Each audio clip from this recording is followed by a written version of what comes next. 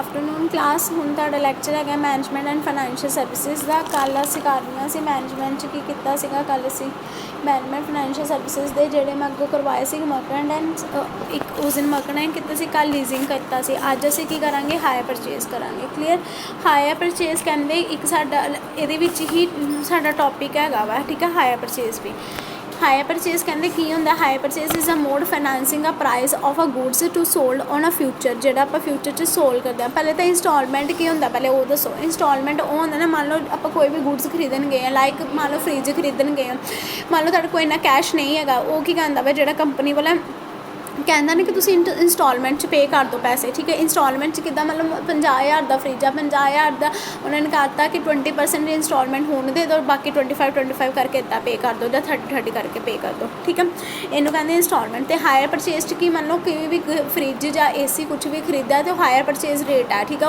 ਉਹਨੂੰ ਵੀ ਆਪਾਂ ਪੇ ਕਿਹ 'ਚ ਕਰਾਂਗੇ, ਇੰਸਟਾਲਮੈਂਟ 'ਚ ਕਰਾਂਗੇ। ਅੱਗੇ ਲਿਖਿਆ ਹੋਇਆ ਉਹਨਾਂ ਨੇ ਕਿਹਾ ਕਿ in hire purchase transaction the goods are let on the hire. ਜੋ ਆਪਾਂ ਖਰੀਦਣ ਜਾ ਰਹੇ ਹਾਂ, the purchase price is to be paid in installments, ठीक है। इंस्टॉलमेंट पे की ਆਪਾਂ ਹੁਣ एग्जाम्पल दसी है। The hire is allowed the option to purchase the goods and paying all the instalment. किस में पे कर रहे हैं हम, सब कुछ इंस्टॉलमेंट पे पे कर रहे हैं। In a hire the purchase the transaction goods are let out. अगर गुड्स निकल गई हैं वहाँ से तो फाइनेंस कंपनी क्या करेगी, उसको हायर करेगी जो हमें परचेज चाहिए।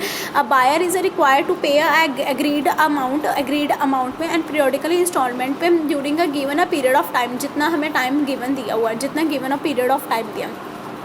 The ownership of the property remain with a creditor passes on the hire and payment of a last installment। वो कब पे करेंगे हम, लास्ट इंस्टॉलमेंट में। जो हमारी लास्ट वाली इंस्टॉलमेंट रहती है उसमें हमने बाकी सारी अमाउंट क्या कर देनी है, पे कर देनी है। इसको हम कहते हैं hire purchase. Clear.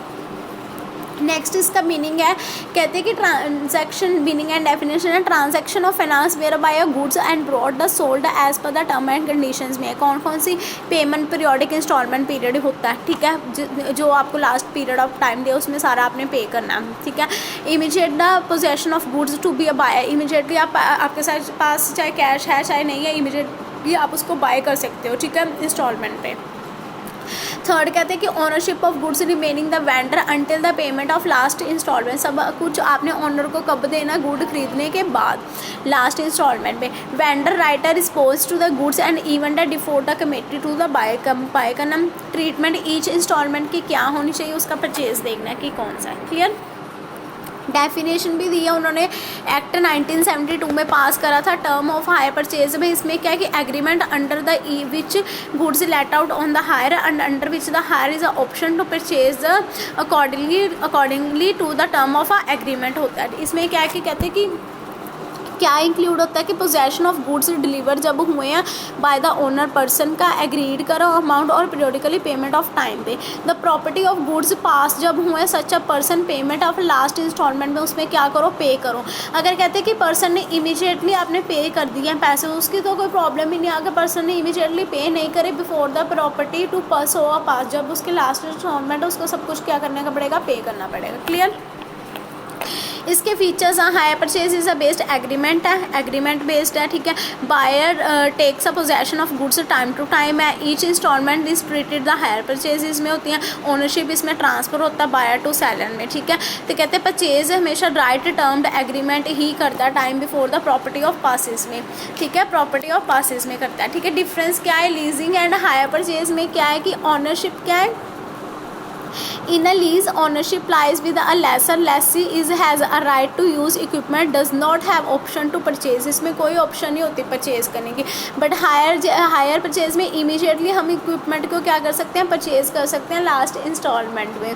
Second meaning क्या है इसमें कि लीजिंग क्या कहते हैं, बिजनेस एसेट की फॉर्म में यूज़ होते हैं। हायर परचेज बिजनेस एसेट की फॉर्म में यूज़ नहीं कर दिए जाते, उसमें डेप्रिसिएशन क्या होती है, इन्वॉल्व होती है, ठीक है। इसमें hire purchase of depreciation involve नहीं होती है हायर की। सैलरीज में क्या कि lessee not being the owner and assets are not used, उसमें ऑनर ऑफ एसेट्स क्या होती हैं, यूज़ होते हैं। डिपॉजिट में क्या कि lessee is not required to deposit, उसमें 20% कॉस्ट क्या करते हैं, यूज़ की जाती है। रिपोर्टिंग में क्या है कि लीज्ड एसेट शो करता है, ठीक है, उसमें लीज्ड और हायर परचेजेस बैलेंस शीट में ही हम शो कर लेते हैं। ड्यूरेशन उसमें लॉन्गर पीरियड ऑफ टाइम है, उसमें longer and as well as shorter period of time है, शॉर्ट पीरियड ऑफ टाइम भी उसमें यूज़ कर लेते हैं। क्लियर। ये हमारा डिफरेंस था अब हमारा लीजिंग की भी हो गया, हायर परचेज भी हो गया, उसका डिफरेंस भी कर लिया। बाकी हम कल कंटिन्यू करेंगे। नोट्स अपने बना लो, अगर किसी को डाउट हुआ तो मुझे मैसेज कर देना। Thank you class. और अपने अटेंडेंस बोल दिया करो सभी।